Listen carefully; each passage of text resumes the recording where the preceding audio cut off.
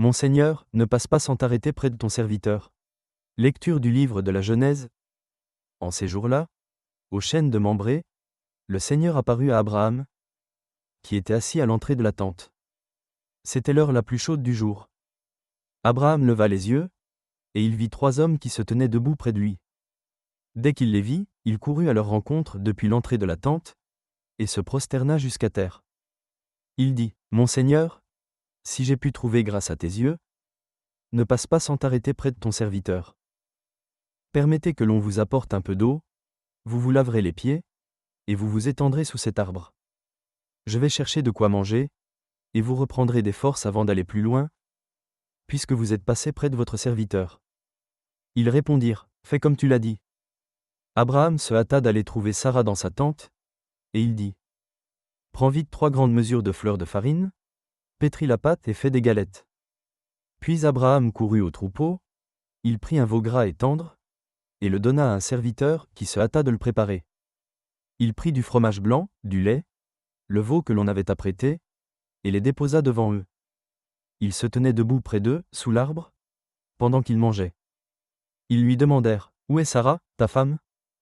Il répondit, « Elle est à l'intérieur de la tente. » Le voyageur reprit, « Je reviendrai chez toi au temps fixé pour la naissance, et à ce moment-là, Sarah, ta femme, aura un fils. » Parole du Seigneur. Nous rendons grâce à Dieu.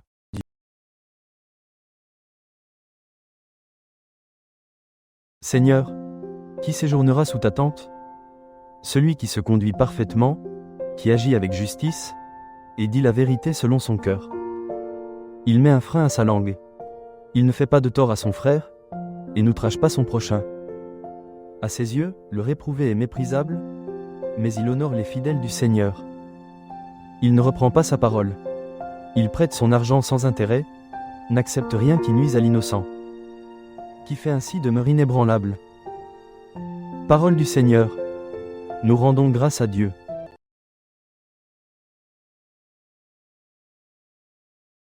Lecture de la lettre de saint Paul apôtre aux Colossiens. Frères, maintenant je trouve la joie dans les souffrances que je supporte pour vous.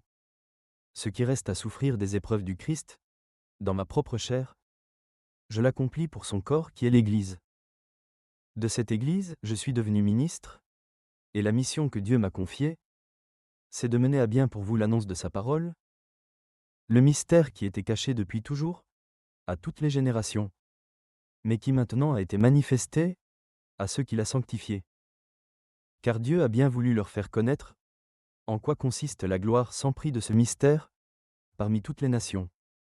Le Christ est parmi vous, lui, l'espérance de la gloire. Ce Christ, nous l'annonçons. Nous avertissons tout homme, nous instruisons chacun en toute sagesse, afin de l'amener à sa perfection dans le Christ. Parole du Seigneur. Nous rendons grâce à Dieu.